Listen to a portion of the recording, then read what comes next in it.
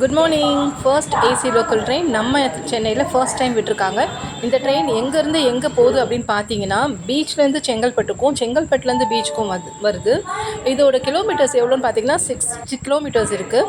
இதோட டைமிங் பார்த்தீங்கன்னா 1 hour 35 minutesல நம்ம வந்து நம்ம ரீச் ஆகிடுவோம். ஸோ பீச்சிலேருந்து நம்ம செங்கல்பட்டுக்கு போகணுன்னா நமக்கு 1 hour 35 minutesல நம்ம ரீச் ஆகிடுறோம். மினிமம் சார்ஜ் வந்து 35 rupeesக்கும், மேக்ஸிமம் சார்ஜ் வந்து 105க்கும் டிக்கெட் வந்து கொடுக்குறாங்க. ஆக்சுவலாக இது வந்து கொஞ்சம் காஸ்ட்லியாக தான் எனக்கு தெரிஞ்சுது. பட் ரொம்ப ட்ராவல் வந்து ரொம்ப ரொம்ப கம்ஃபர்டபுளாக இருந்துச்சு. சாதாரண மக்கள் கூட நிறைய பேர் இதில் வந்து ட்ராவல் பண்ணாங்க.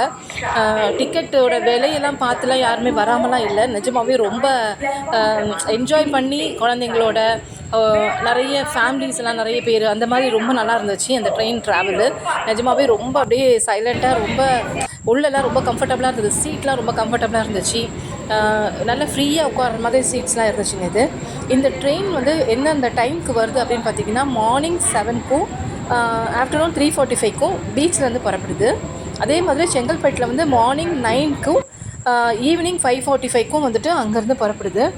நிஜமாகவே வந்து இந்த ட்ரெயின், இந்த ஏசி ட்ரெயின் வந்து நிஜமாகவே ரொம்ப ரொம்ப கம்ஃபர்டபுளாக இருந்துச்சு.